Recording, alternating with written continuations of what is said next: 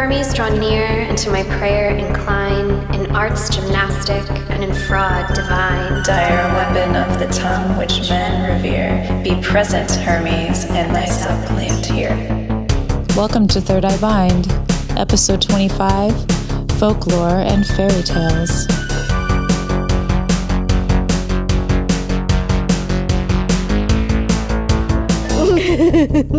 Hi, yo me llamo Laura. Oh, me llamo Kaitlyn Graña. Yes. Welcome to Third Eye Bind. In this episode, we are discussing Folklore and fairy tales. but probably mostly folklore. Mostly folklore. What's the difference, really? What is the difference? We'll get into that. Yeah, a little bit. Yeah. I'm really excited, really excited for this episode. I think too. it's something we wanted to do for a really long time. Mm-hmm. But before we get into that, if you like us and you want to support us, you can share this podcast with others, tell someone about it that you think might enjoy it. Mm-hmm. Or if you really like us, you can subscribe to us on Patreon, and that's patreon.com/thirdEyeBind. Anything helps. Anything helps. Reposting our reels, sharing the podcast through like Spotify or your other apps, like all of that helps boost us. Ratings, comments on YouTube. We appreciate it so much. And we're thankful for everybody who already has subscribed and is interacting with our content all the time. Yes. Okay. Let's just get into it. Let's get into it. Why am I bad at shuffling today? That's it. Do I cut the deck? No? No. I always feel weird when I don't cut it. Are you sure? Yes. Yeah. Okay. What is it? I pulled the 5 of Pentacles. Okay. And the song for this card is Blood is on the Table and the mouths are all choking, but I'm going hungry. I'm going hungry. I'm trying to think of what the Temple 5 the dog of Pentacles looks like in Yeah, that's one of the cards that I was like a little confused about actually when I created that. Why am I having a hard time visualizing it right now? I only dream about tarot all the time. 5 of Pentacles. Oh, I think it's the tough one. Yeah. I think I remember now. Go. Actually, okay, I'm getting it now.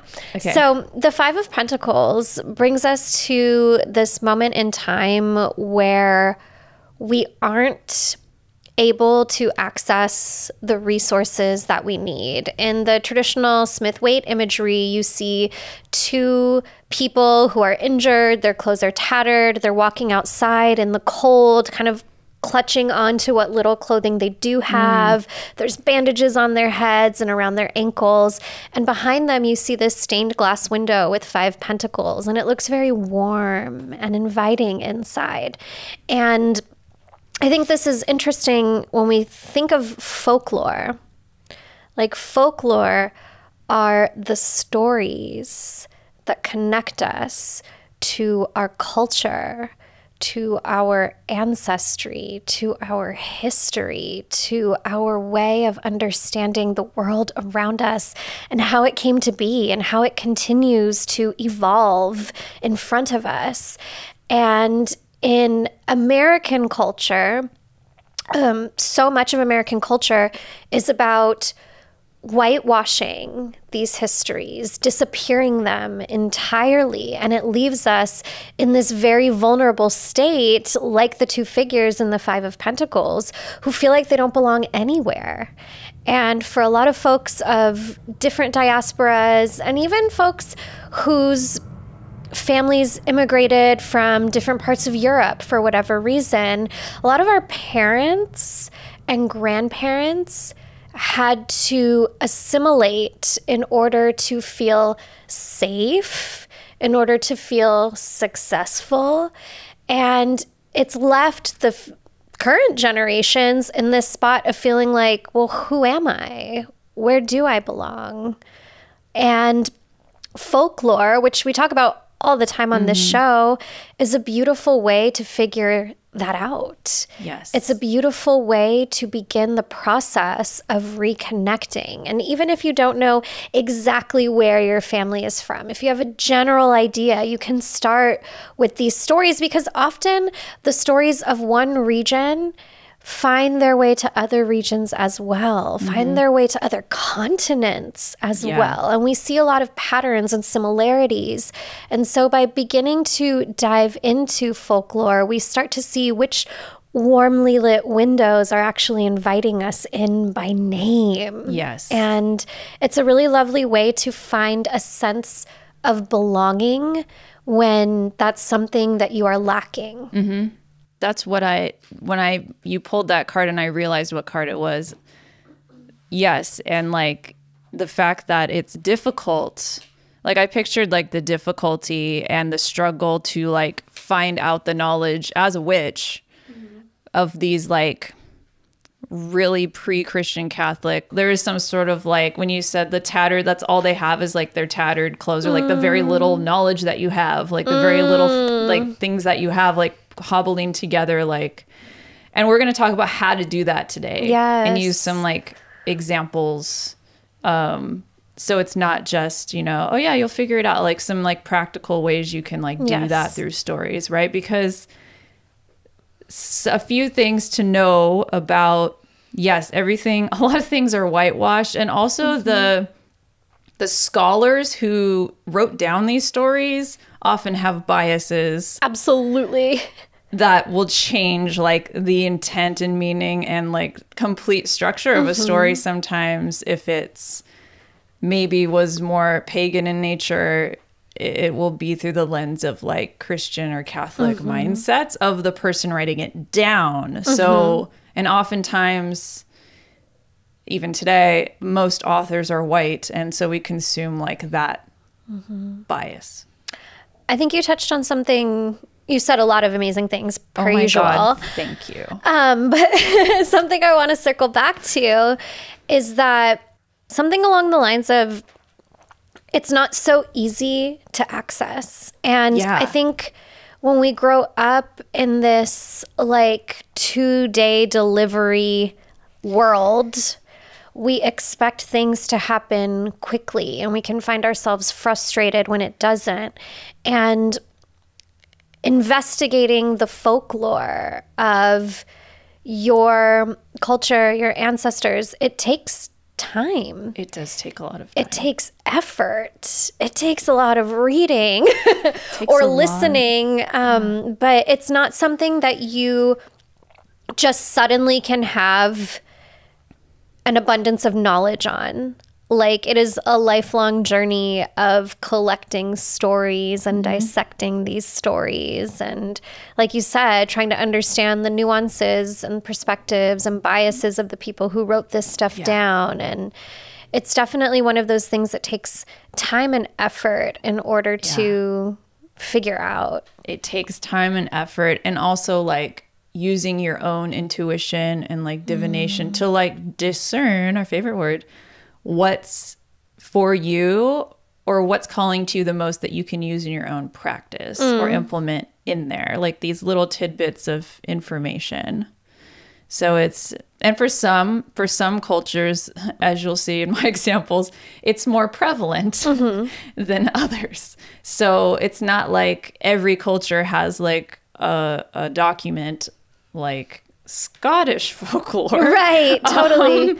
You know, like sometimes these things are lost, so it takes more of your intuition to pinpoint what you can take from it. It's really interesting. It is definitely, if you're like, it's being a little detective. It is like being a little detective. And you have to find like the joy and fun in that, or it's going to be real frustrating. If you just want a book on Basque culture, good luck. About Basque like magic, I know. Yeah. Good luck. Like that's hard to, that's like a really hard culture to pinpoint, you know?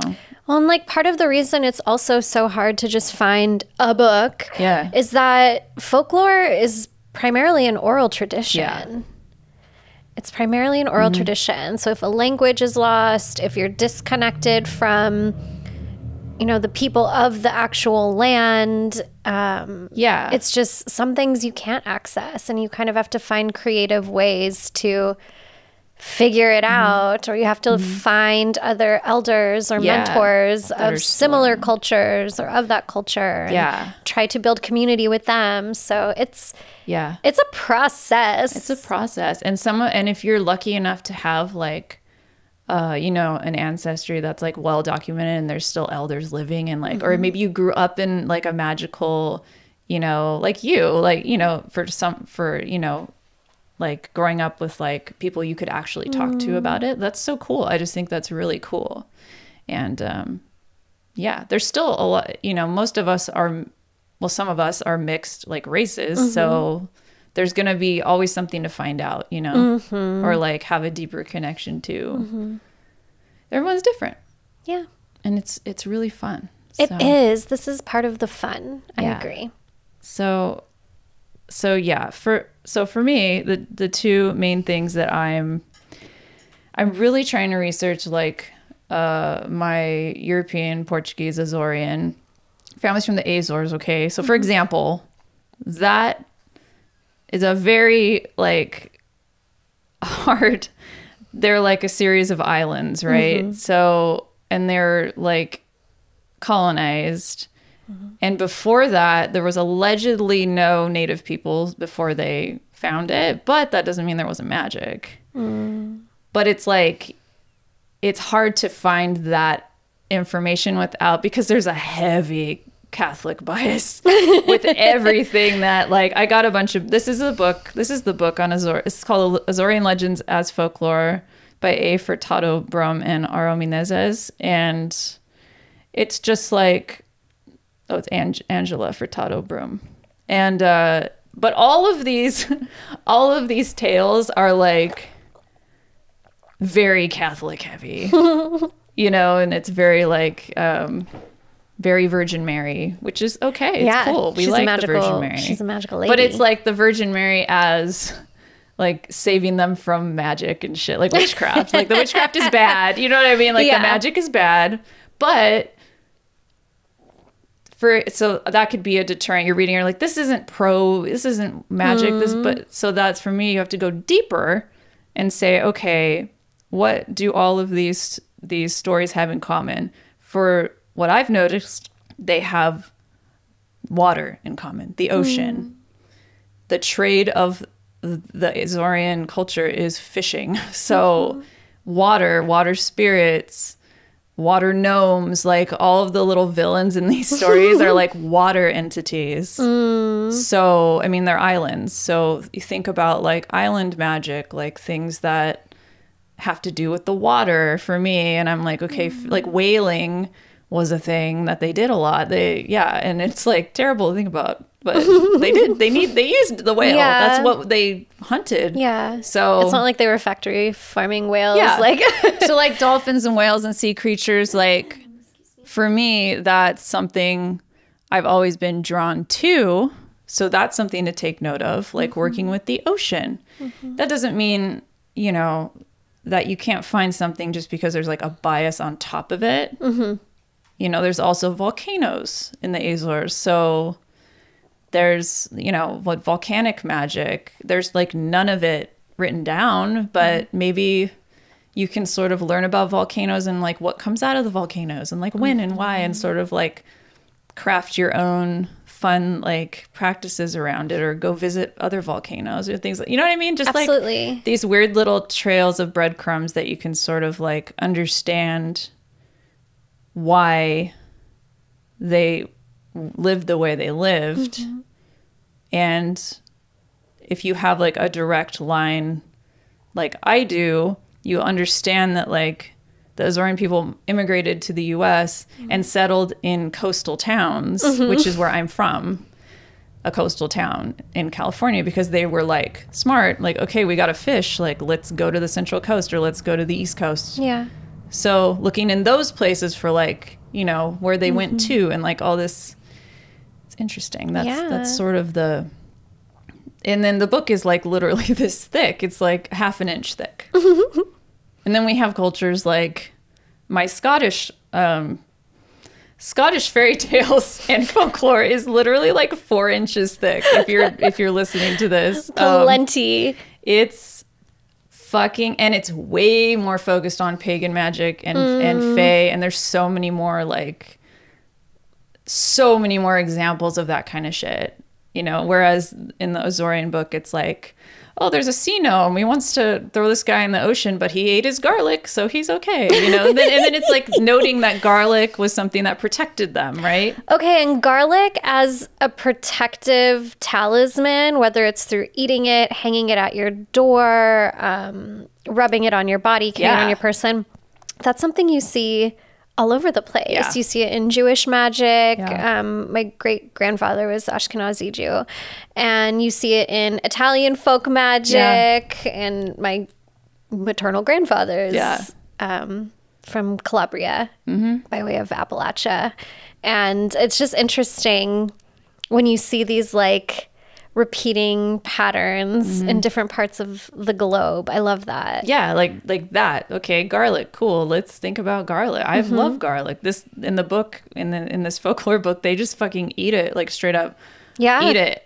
And there's like certain days of the year that are super like magical, super and garlicky. Super garlicky. October 28th and February 2nd. Okay, that makes sense because that's like Halloween and Imbolc. Yeah. Yeah. That's fucking cool. But it's like they won't go fishing or go outside because there's, I think they're called the Bragosh. Hold on. I the bookmark. The Legend of the Little Sea Devils, yes.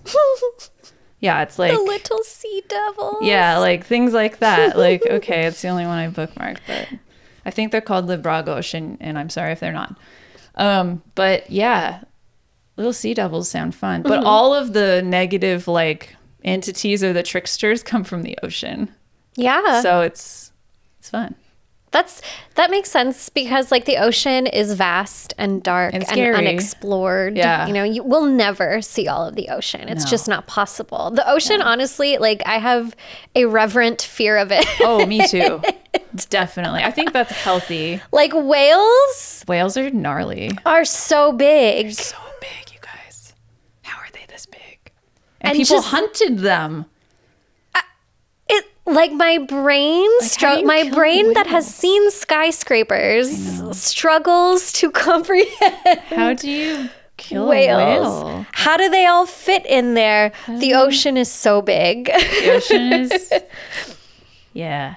And there's so much that we just have not and will never see, and it's fascinating to me. And sorry, go ahead. No, go ahead. There's just like so many cultures that are surrounded by water. Yes. And they're all different, but they all tend to have like sketchy, scary sea creatures. Yeah, absolutely. In their folklore.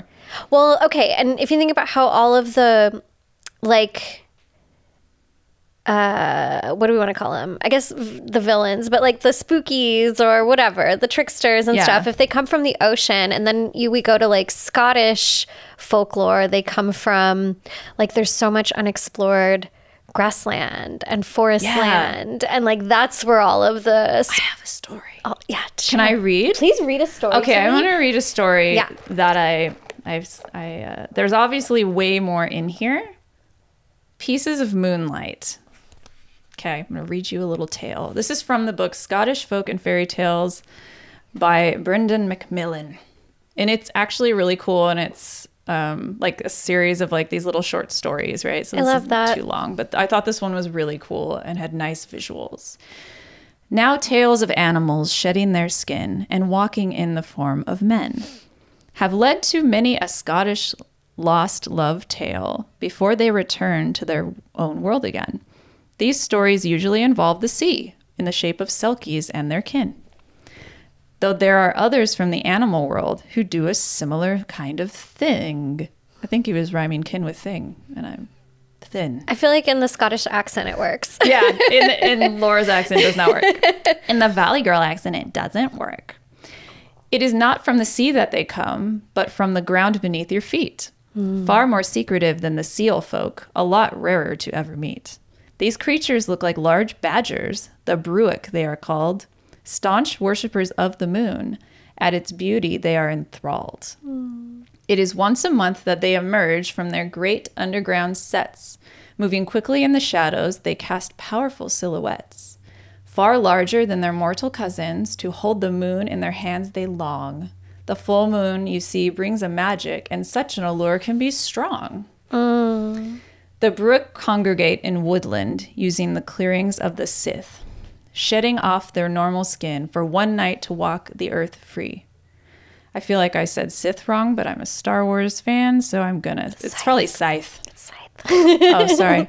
Under the clearings of the Scythe, shedding off their normal skin for one night to walk the earth free. While the seal folk may be bonny, capable of breaking a mortal's heart, the Bruic are far a sterner race. Of that kind of thing they want no part.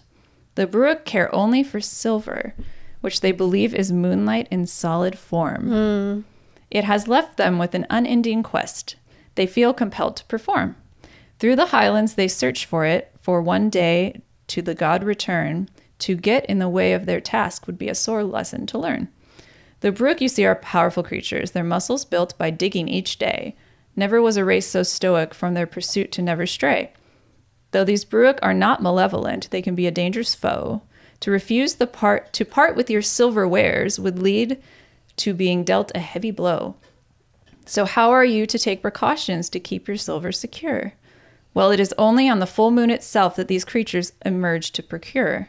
Keep your eyes on stocky folk. Big shoulders are a sure giveaway. Also those of pale skin with jet black hair, through which runs a stripe of white or gray. That's what I look like.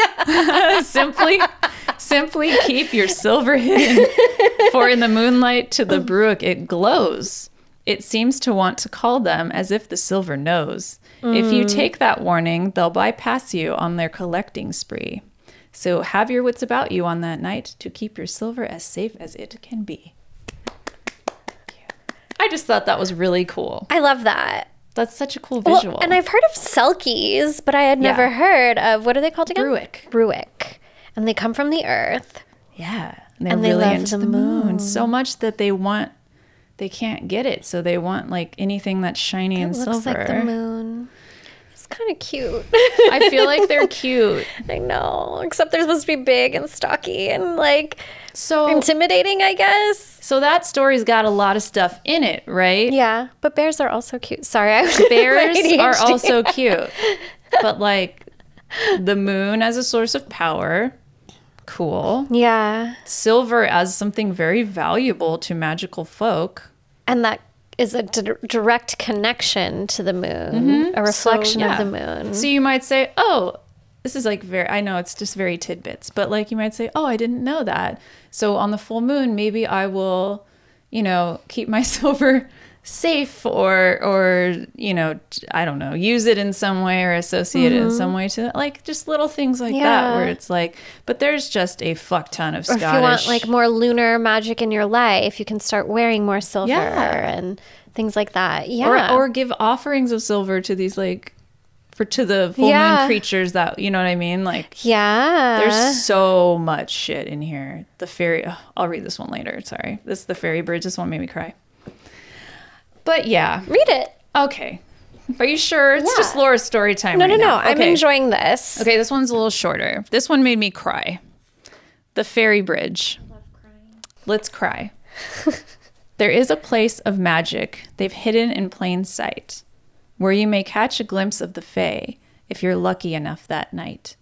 In the woods of Glen Criaran, I don't know how to say that, the fairy craftsmen built a bridge. For this to them was a sacred site, a place of pilgrimage. The bridge is a thing of beauty, hidden by alder, pine, and larch. Over this bridge at certain times a year comes the fairy march. Green banners as their standard, pipers play the music of the scythe. Not many have ever witnessed it, but oh, what a sight to see. The meaning of their ways long now lost. Why they march is not now clear. Once they cross the flowing water, they simply fade and disappear.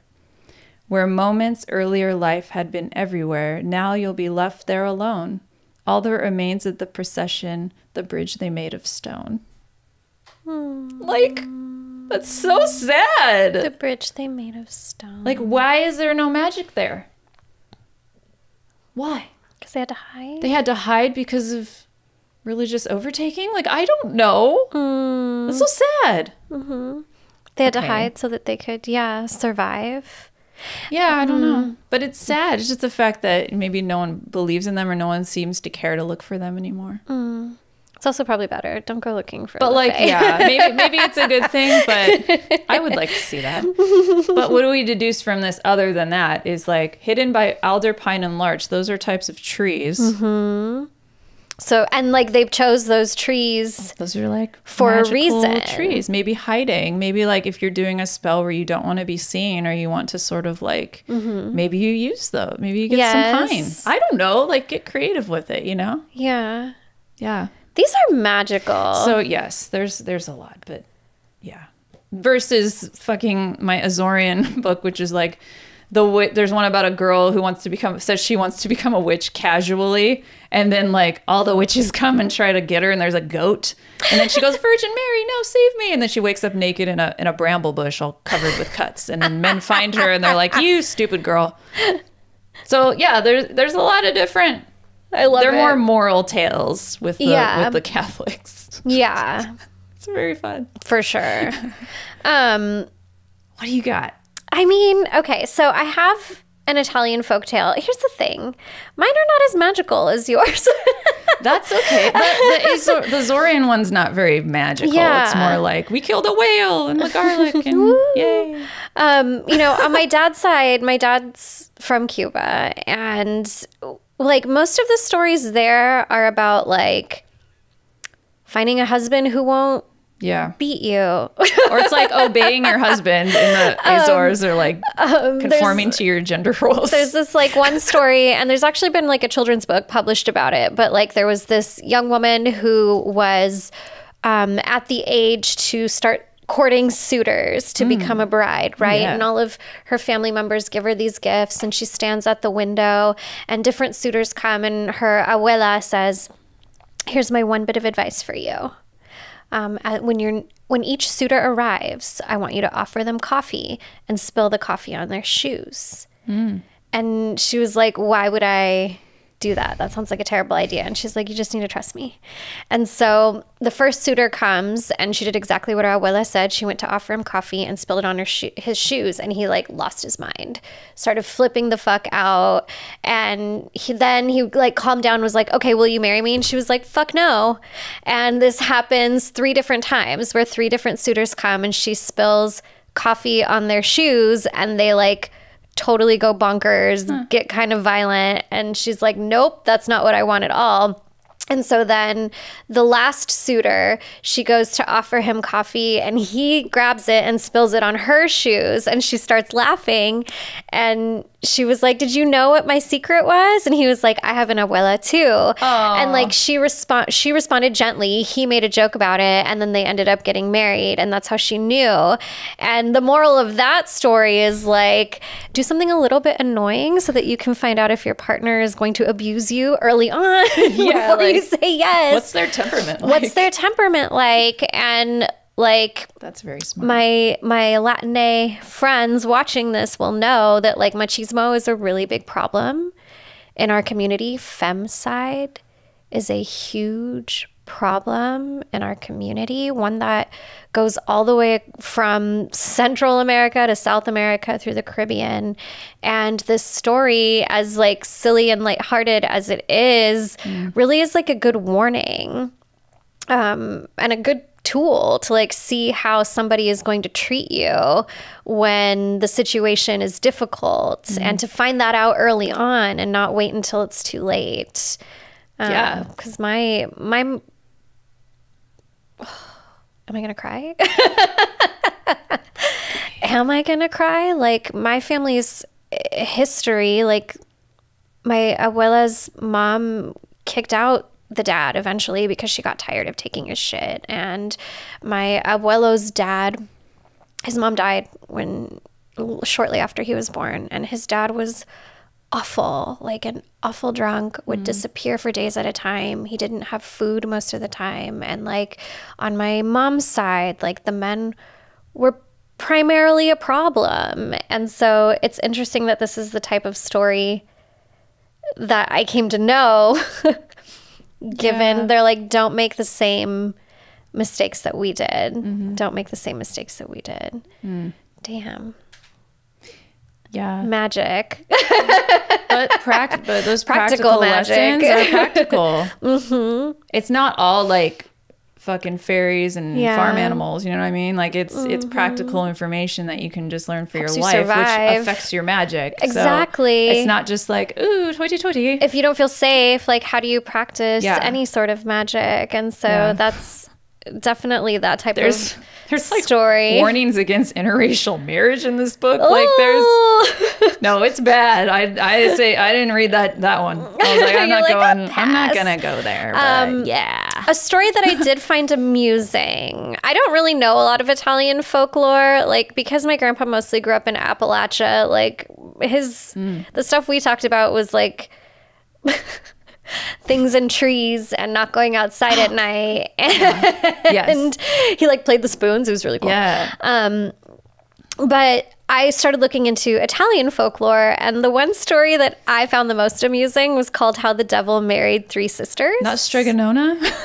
I do love Stregonona. I want to be Stregonona. That's our own folklore of our generation. Oh, and I want to talk about that. Like, children's book, or like pop culture as the new folklore, even. So the story is called How the Devil Married Three Sisters. And so the devil decided one day, I want to get married. I'm bored, I want to get married. And so he disguised himself as a handsome man, as he does, and goes through this Italian town until he finds this house with a mom, a dad, and three young women who are sisters. And he picks who he thinks is the most beautiful of them all and offers the family, a good dowry. And they're like, take her. So he brings her home to his palace, and he says, all of this is yours. Everything is yours, but you cannot open this one door. Do not open this one door, okay? And he gives her a gift of, it's like a bouquet of flowers, and it's fixed to her bosom somehow. Amazing, right? These beautiful, fresh flowers. And so when he leaves to go to work, wherever this is, she goes all the crossroads, I guess. Right? Yeah. She immediately was like, I have to open that door. That's going to be the first thing I do. And so she opens the door, and it's the fucking fires of hell. And she's like, oh, fuck, I married the devil.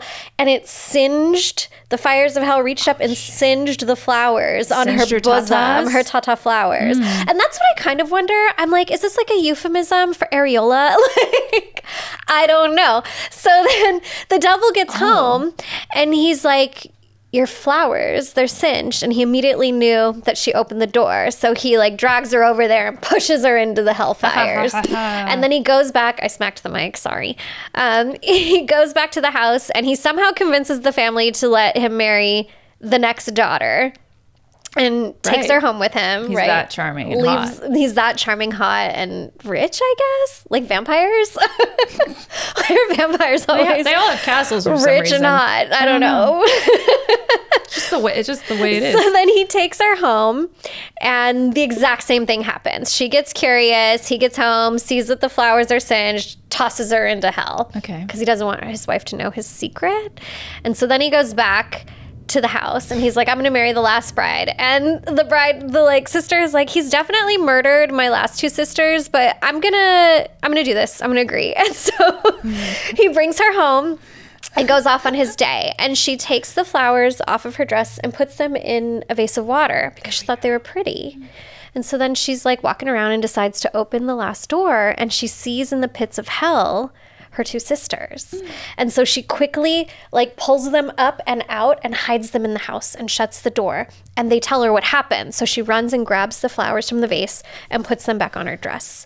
And when he gets home, he's like, oh, I'm staring at your boobs. Yeah, that's fine. I'll be that. Okay. So he's like, oh, the flowers are still there. So you must really trust me and love me. So now he falls all the way in love with sister number 3, right? He goes to work the next day, and she's like, I'm going to hatch a plan. I'm hatching a plan to send my sisters home. So she puts together this trunk, this big like shipping trunk, and stuffs her sister in one, and gets another trunk and stuffs her sister in the other. And when the devil gets home from work that day, she's like, look, I do what you tell me. I stay at home. I do the things you ask of me. I don't open the door. I need you to do something for me without asking any questions. I need you to take this trunk to my parents' house and not set it down, not take any breaks, and don't look inside of it. And he's like, okay.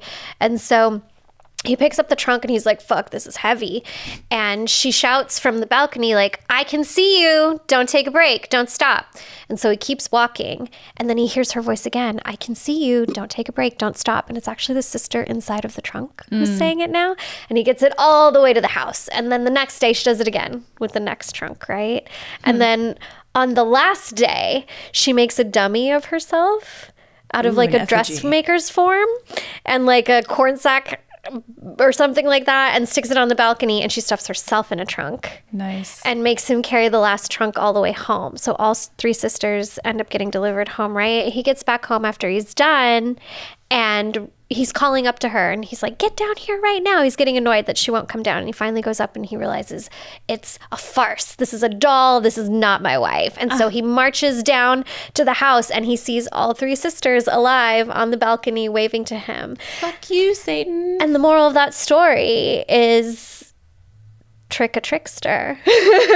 You can trick a trickster. You can certainly trick a trickster. If we recall the coyote shitting story I like to tell, you can trick a trickster. You can absolutely trick a trickster. I love that.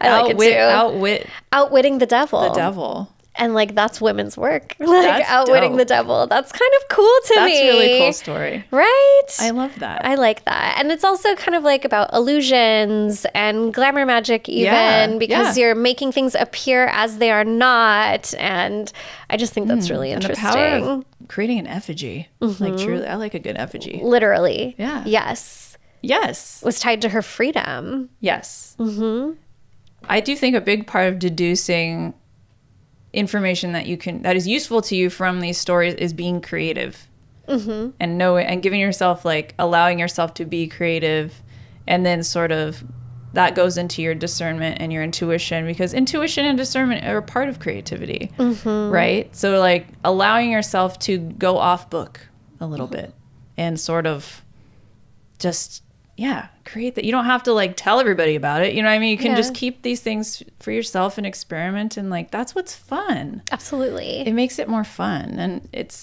I think it's good to let people know that like it's not straightforward. You're not going to find many, unless you're fucking Scottish or Irish or British apparently, many like recorded things where it's like very magically centered. Yeah. So a lot of it is about lessons, life lessons. Moral tales. I just realized I told 2 stories about like betrothals. Yeah. Well, that's a big theme in like, Well, because what else did you have? Yeah. If you were not a cis man, like that was it. Those are married. Who recorded these stories, right? When that's the bias we're kind of talking about. That was, you kind of get to see the scene and the characters of the time, and I think that's important to the topography of the time. Yeah, because magic is connected to the earth, and the earth has stuff. And what kind of stuff did it have? Like even just learning like about the alder trees and shit, like just even like those little, whether it's like centered in the story or not, like those little details can like help fill in the blanks. Of like imagining that time and that time frame, or like connecting to your ancestors, right? I think what's cool about folklore too is that, you know, some of it is very much like a long time ago, or back before we had fire. There's definitely a Cuban story about 2 trickster twins who get fire for their mom so that they can cook because there's no fire. Which is always, I think we talked about this in the trickster episode. It's always the trickster that brings fire. Or the life or the creation people. Stories, Because it's a crow, it's Prometheus, it's the twins. Like it's always a trickster who gives us that gift. Fascinating. But some of them really are specific to like before this time. And then others you can tell them and it could be happening right now. Like even that story of the 3 sisters or the other one I told, like those could be happening today. Yeah. And we can gain insight about our present through them as well. Yeah. I don't know. It's just interesting to me. No, it's like the fairy story. Like, like, why are the fairies gone? It's like, well, maybe they fucking deforested the fairies. You know what I mean? Or like, maybe they don't want to be seen anymore. Yeah. Or like, why, you know, like that's still relevant. Like, maybe they're migratory. Maybe they didn't want, it's like, they're like, maybe they moved on or something. Like, there's just, why did those trees, like the tools don't change if they're still growing, right? Like herbs and plants and things like still grow. Like the story of like the thistle of Scotland is in here. Like, why is that the symbol of Scotland? And it's a quick short story. Basically, they're fighting with the Vikings, as they do, and they were like sleeping, and the Vikings were gonna attack during the night and be sneaky, but those fuckers didn't know that there's like the ground was covered in thistle, and they didn't know because they're barefoot. Right. That they didn't know. So they were like, pokey. oh shit, they were pokey. And That'll then they woke take you them out. up. That's why the thistle like saved Scotland. So that I didn't know that till yesterday. That's so cute. Isn't that cool? I love that story. Yes. It's like Home Alone. Well, and then like you start to think that's so funny. It is like Home Alone. Well, and then like if you're trying to think of how to incorporate it in magic, you know, looking to different herbs to incorporate into magic. If you're doing some sort of protective magic or defensive magic, you might want to incorporate the thistle or some fucking thorny ass things that fall. There's some of that stuff outside right now Those here in Los heads. Angeles. Like, I've stepped on a few. They're like rude. Cacti are protective. Yeah. That's something that grows around in Los Angeles and California, and like they're surrounding my house, and I fucking love it. Yeah, they're very protective. They're kind of scary, but yeah, like just knowing like you can plant cacti as protection, and you could deduce that from the thistle story. You know, things that are sharp, roses, juniper has thorns, bougainvilla has thorns. Yeah. Bees have stingers. You could start a bee, being a beekeeper. I don't know.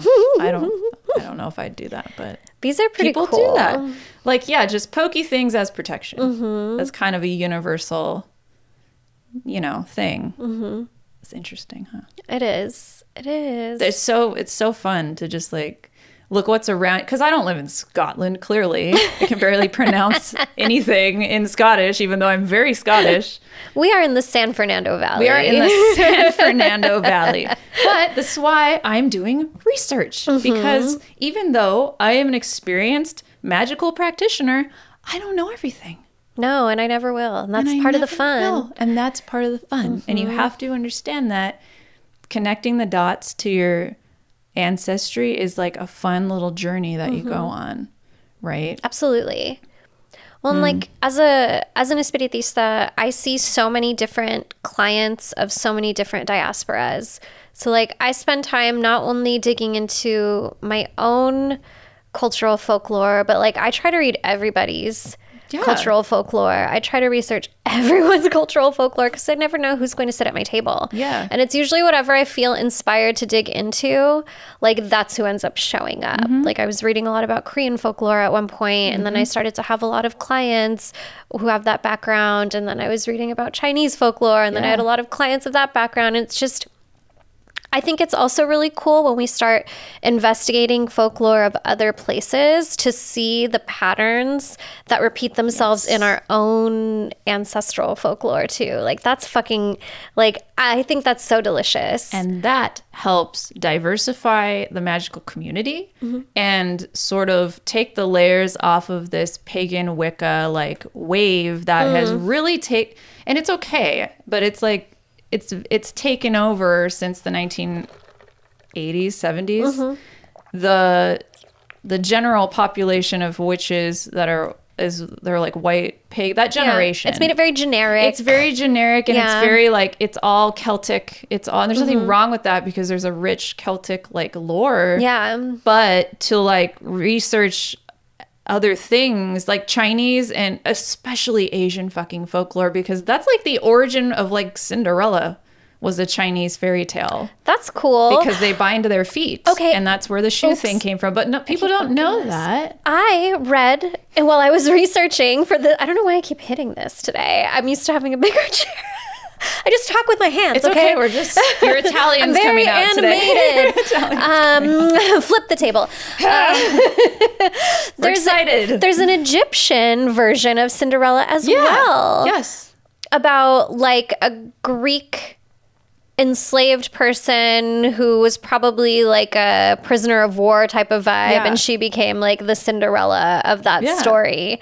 So it's interesting that you see this in China, you see it in Egypt, and then you also see it in like Grimm's fucking fairy tales In where Europe, they peck the eyeballs out. It's like the Little Mermaid also, like they're pretty, I found some Azorian stuff that was similar, and I know there's like African stuff that's similar with water spirits, and like there's Thai mermaids. It's not just Denmark, you know what I mean, or like or like Hans Christian Andersen. It's not just Hans Christian Andersen. Like, you know, it's just if you start to understand that like other cultures have magical things in them, it's not just yours, and it's not just European pagan shit. Like you'll start to like respect other people's practices, which I think is a goal. And not everyone does, but and I think that helps like accept and diversify our our collective witchcraft modern community. It helps us to like show the ways we are different, but also find connections and way of bonding with one another, which is fucking cool. We do have similar. It's a small world after all. It's a small world after all. Oh my God, can they make that right? Like witchy?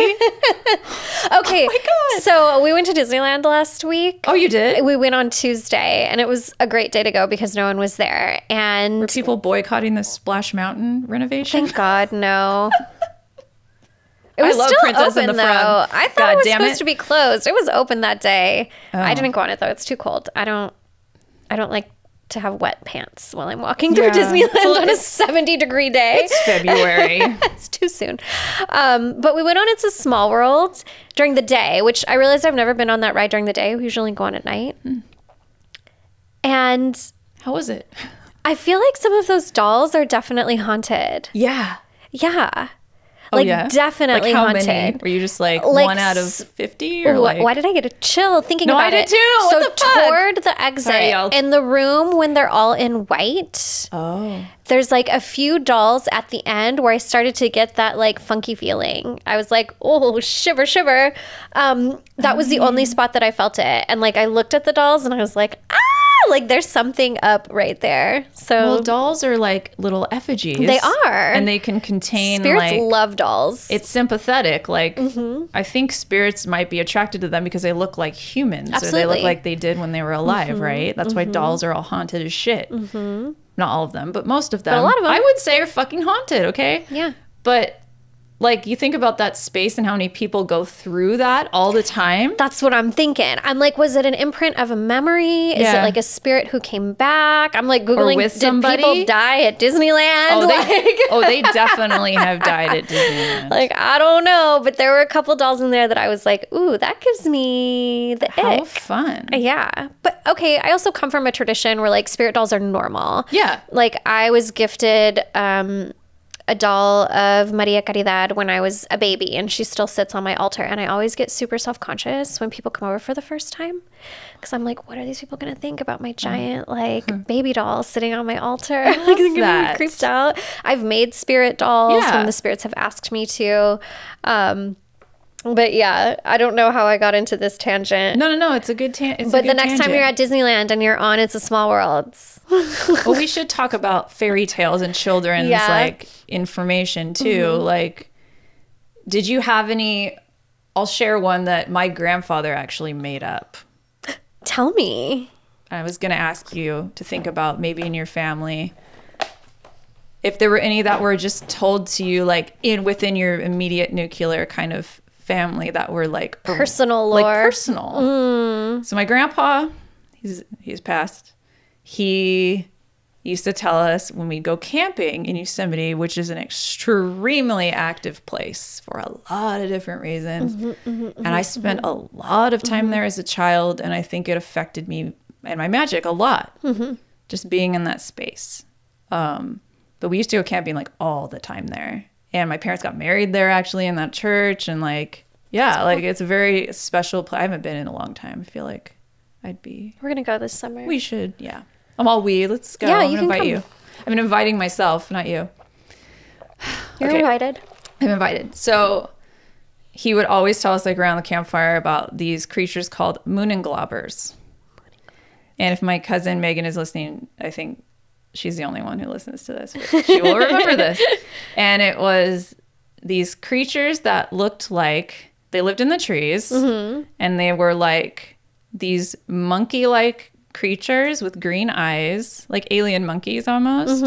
And they would steal kids if they were, not even if they were bad, just like, but I think it was more of the like, you better be good. He would reach down and steal the kids and grab their hair and like take them to the top of like El Capitan and like then hand them off to these elves that would then hold them for ransom until the parents like gave them what they want. And if they didn't, they'd roll them down the mountain and they'd die. Okay, listen. I think we need to bring back scaring, like talking about the spooks in the night. Because like the nighttime spirits, it's real. I know it's scary. It is real. I know it's scary. And I know a lot of us have been traumatized by these like stories of nighttime spirits, but that shit's fucking real. Yeah. And A like healthy fear just of like the dark. a healthy fear of the dark is a good thing. Of the night, it's a good thing. I get that we're witches and I love the moon and bathing under the moon. It's great. But I won't even take the trash out at night. If I leave something in my car, it's there until the morning. I'm not going out at night. It's not for me because like, okay, when you think about even the stories in Appalachia about like the spirits in the trees at night, and there's also stories like all over Turtle Island about the spirits at night. Like, do they just suddenly go away because of manifest destiny? I don't fucking think so. No. Like, a healthy fear of the night is appropriate. For the fear necessary. of forests, vast forest lands. And yeah, my grandpa was German. And I think has the Appalachia connection actually. So, yeah, that's interesting that you said that because, yeah. Like I sent you that TikTok of that Scottish guy who was talking about the nighttime spirits. It's like, yeah, he's like, that shit is no joke. It's no joke. Okay. And look, I appreciate the memes that are like, witches, we are the darkness. If I see a motherfucking moonenglobber in the forest, inside. I'm peeing my pants and running away. Yeah. I'm just, I'm badass. I don't see you. But I'm not doing that. I'm badass, but I'm not stupid. Yeah, like I'm badass, but I'm not that badass. I'm not challenging the elder spirits of the night. Challenging elementals. Fuck no. Fuck that. Absolutely not. I don't need to prove anything. No, and that's what nobody does. This is not a contest, okay? That is so funny. I don't need to prove that I'm not afraid. I am fully afraid. I'm 1000% afraid, and I'm okay with it because I'm terrified. We had a lot of stories like that on, like from my Cuban family. There were lots of different spirits that come out at night if you don't go to sleep. And I thought it was my abuela's way of terrorizing us into going to sleep, which is awful. Awful, but also I get it. I get it. I also get it because it's real. Those spirits of and that's why like winter you stay inside because all the extra. We talked about this in the Yule episode. Yeah. There's more of those spooks that come out since there's more longer nights. Like that shit's real. That shit's real. But to answer your question, we didn't really have like family stories like that. We mostly have family lore. Like my mom's mom knows all of the tea about every single family member as far back as possible. That's cool. And so we always would talk about, instead of like fairy tales, it was always like, oh, that's your Aunt Eva. First she married this man, then she married a Russian. These are all of the kids. This was the man she was having an affair with. I love you, Aunt Eva. She's passed, but like that was really the lore that we talked about. And I feel like that kind of becomes folklore too, even if it's just for your own family. Like telling the stories about the people who came tea. before you, the tea of the people who came There's before a few you. of that in my family, Like, too. that's my favorite kind of folklore. And there's lessons in there. There are lessons in there. Mm-hmm. Oh, that's so fun. Mm-hmm. They get detailed, too. My grandpa used to... Oh, yeah. I remember he told my cousin, one of my male cousins, like, shaved his head. And he's like, oh, you're safe this year because they can't grab your hair. Like, it was like a whole... I wouldn't wear ponytails. It's a whole ass thing. Got to braid it and keep it low. I think they're real. I believe in them, but you start to believe in them. And that makes it more real. And they're I used to like thought I saw them, like green eyes in the trees. You probably And I did. probably did. Like, I've been to Yosemite Awani a few times, and like, it is so dense with spirit activity. And I've only been during the day. We don't sleep in there. We sleep in the hotel outside of the park at night. Like, I told Brian I won't sleep in there. I'm like, why would I set myself up? Why would I set myself up? We're so dumb. My family is so They don't white. want us here. No, we went to a clearing that was a circular clearing with all surrounded by woods. That's a setup. And we went and sat there to look at the stars. That's a setup. That's a fucking trap for stupid people. For tasty humans. And then, no, literally, because then there were fucking bears like surrounding. Like, oh my God. I remember that shit. Like, what the fuck? I remember being very close to bears on multiple occasions. They're not grizzlies there, but they're still hungry fucking bears. No, that's not for me. Like, you hit mosquitoes and there's just blood all over your hand. Like, it's like, why? Yeah, it's a hard pass. Camping is... I love it. I love being there. I love the river. I love it too, the meadow. And but I won't sleep there. It's just very strange. Yeah, it's for a reason. I'm gonna sleep in like, I can't do that anymore. No. Even in hotels, I have to bring like a bell and like do all the cleansing before I can go. I set up like a mini altar. Yeah. No. Depends on where we're going. I don't care if it's Vegas. Hey, New Orleans. Like, I stayed in a haunted hotel Especially in New Orleans. Oh my you God. gotta ding ding ding ding. No. Mike remembers that. I'm just not going to leave my house. I couldn't go to sleep. I was like, there are ghosts Okay, in here. when I stayed at the Roosevelt, I couldn't sleep. I could hear them talking to me all night long. And I hate that. I had stayed there by myself because I had gotten frustrated with my husband. It was like one of our biggest fights. Ooh, and you of went the to the 10 years. Roosevelt. Yeah, I was like, I'm booking a room at the Roosevelt. I got a cabana room. Ooh, I'm like, I'm not fucking around. I'm getting a balcony. I'm drinking coffee on the patio. Yeah. Like, I treated myself. That's nice. I just make Mike sleep on the couch. I was like, I'm leaving. I didn't want anybody to bother me. You know, you sleep. Yeah, Mike sleeps on the couch. Nobody's asking His you for energy snacks. still bothers me. I was like fed up with like all the momming of it all, and so Mom had to leave for 24 hours. That's totally fine. But I could not sleep because of all of the energy at that hotel. Yeah. Which, okay, brings me to my next idea around folklore, because this is making me think of Marilyn Monroe and that new movie Blonde, which I haven't watched it. Yeah. I watched most of it. Like, I read that it's actually a work of fiction. It's like all fiction. Look, here's my take on this film.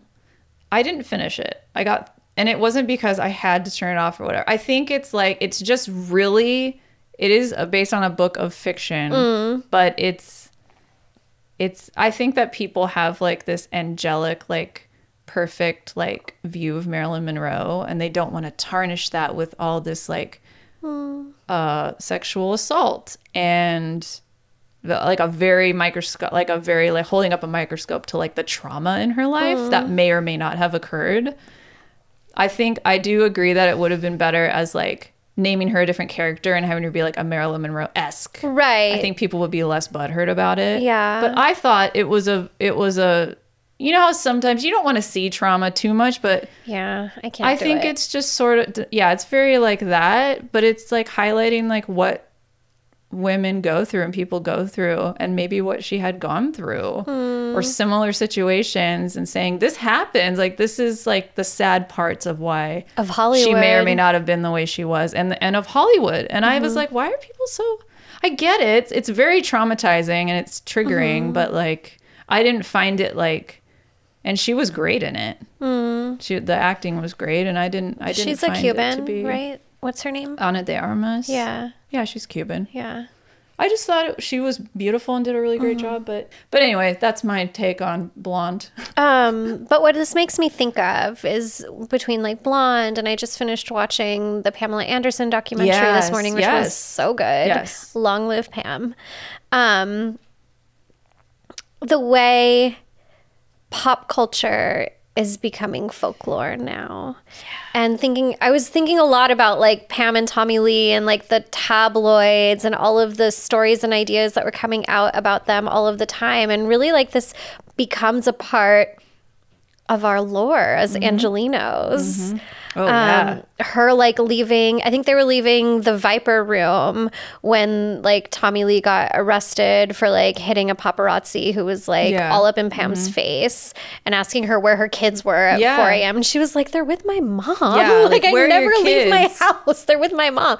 Like, and then I think about the Viper room and all of the other connections, like River Phoenix and the Viper room, and just I don't know, there's something about Sunset Boulevard and just it's changed so much. It doesn't look the way it used like to the look. whiskey and all the that. whiskey, the Rainbow the venues, Room, the theaters. all of these places are like our recent lore. Yeah. And that's, I don't know, kind of cool to me in a... Like the Peg Entwistle Hollywood sign thing. Yeah. Like that. And like, it's kind of cool to like live in a place with so much like history and like the Roosevelt and like... Yeah. The Roosevelt is somewhere where Marilyn stayed and so many different people stayed there. The Knickerbocker and all these like hotels that are still even standing. Yeah, absolutely. There's just so many like interesting places in your surrounding area that even like my hometown, and this isn't my hometown, but like my hometown, there was all this like there's like the White Lady and all, you know, like all these like cool like folklore within like just within your area, your neighborhood. Like, it's really interesting. Local lore. I love that kind of stuff. I think that's cool. Like folklore never stops being created. They're just more and more layers get added on to the legends, and it's just interesting to think about how like the 80s 90s right now are all going to be a part of the folklore of this city, 50 years from now, 100 years from now. And it's interesting to see like what kind of biases it'll be told through, or like or maybe some of those biases will be retold and disappeared. Absolutely. Hopefully, as we like learn how to be good people in this world, you know. It's a very interesting. It never ends. It never ends. Do we want to give any like tips on how to start researching? I guess we talked about it a little bit in the beginning. I would say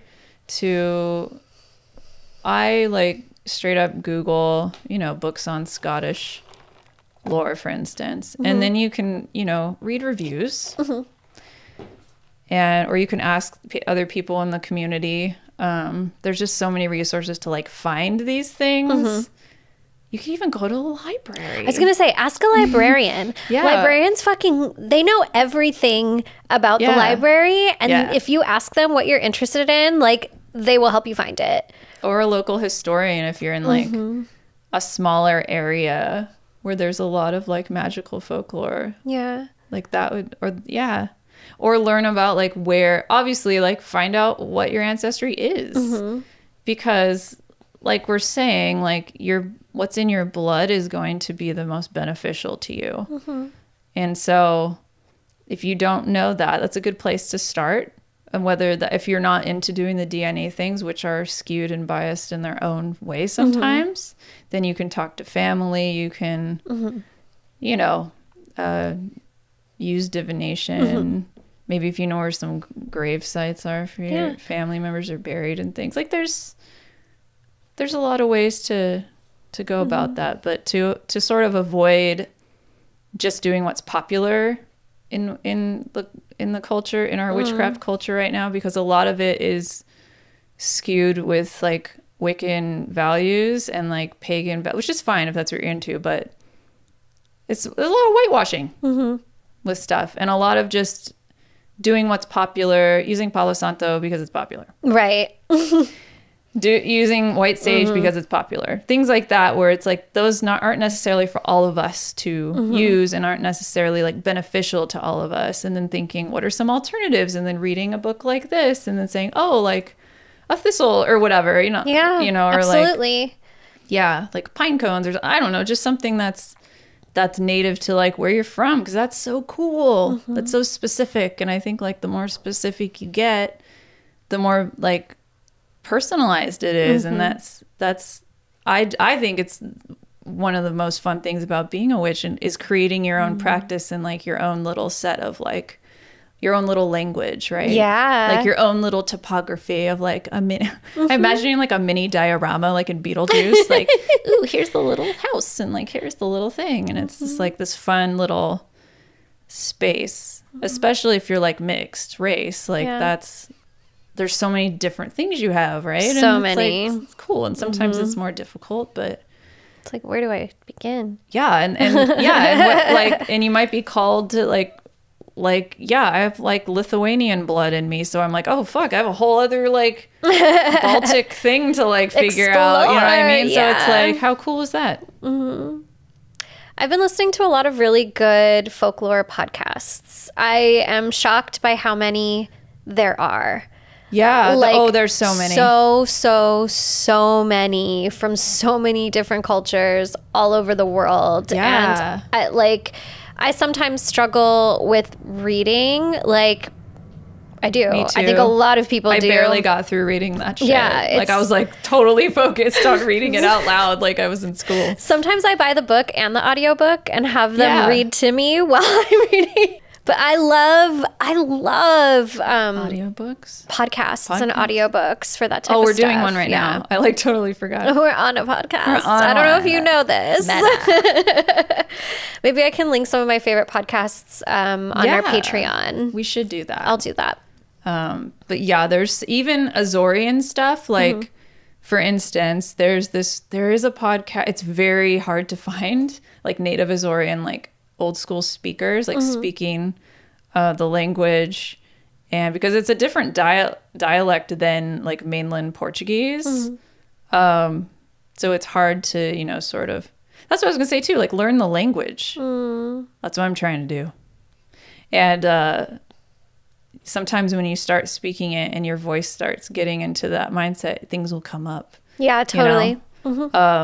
But there is like a podcast where this woman is interviewing her mom who grew up in the Azores about like the different islands and all this shit. So you got to sift through things like a thrift store. You kind of got to sift through different things sometimes. But there's a lot. Yeah, that's a really good point about podcasts. Well, I'm going to save our questions for our next episode. Yeah. Because we have a little treat next episode. We do. Yeah. Do you have any spirit candy? I've been getting a lot of Juniper things. Really? Silly stuff? Like I've been seeing her.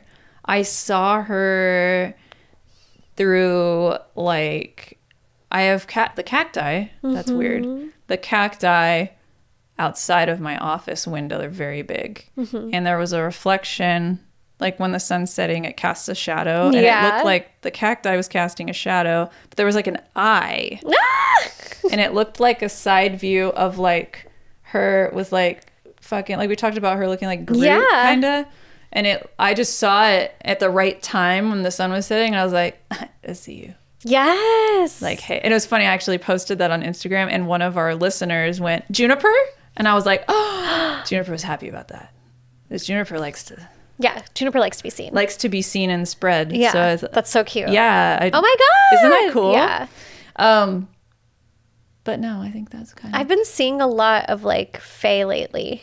Yeah, me too. Oh and my I'm God, like, me am too. I losing it? No, it's the time. It's the time to see them. A lot of Fae lately. The water brought in a lot. And all the little mushrooms that we don't normally have and all this like... little overgrowth that we're getting this spring. Oh my God. Like my garden right now, like is so active and nice Yeah. and healthy, and it's like making them very happy. Lots of like air type of fae I've been running into, and I like blink and then, you know, they're gone. But I'm like, what's going on? Yeah, it's been really nice. Winter is rough for me, so it was. Me too. I think for a lot of people. I'm so glad we're getting out of that. Yeah. Oh so my that's God. been- Yeah. that's Blessed been in really- bulk. Blessed in bulk to you. And to you. And to you, and thank you. Thank you. And thank you again for listening to this episode. We hope that you found some sort of morsels of knowledge in what we had to say. And if you're listening, if you're watching us on YouTube, leave your favorite folklore stories in the comments. We would love to see that. We would absolutely love to see that. And that might help someone else that's maybe looking yes, for, absolutely. so feel free to chat amongst yourselves. Yeah. Well, my I dears. loved that. I just had a flashback to the end of Mrs. Doubtfire. Oh, my pretty. Who has a weird Scottish accent. Well, my darlings. Well, my darlings. Thank you for watching Third Eye Bind. Be sure to give us a call on the Third Eye line. Or Hello? DM us, because that's what it is. DM us. Bye-bye. Bye. Thank you so much for listening. You can follow the podcast at Third Eye Bind Pod on Instagram. There, submit your questions via the Third Eye line by sending us a voice message or text DM. The show is available wherever you listen to podcasts and for you to watch on YouTube. Get early access to episodes and even monthly one-on-one sessions with us by joining our Patreon. Find us at patreon.com/thirdeyebind. Third Eye Bind is produced and edited by Mike Realm. Hosted by Kaitlyn Grania and Laura Wong. Music by Mike Realm. Set design by Laura Wong. You can find Laura on Instagram at Lady Moon Co. And you can find Kaitlyn at kaitlyn.grania.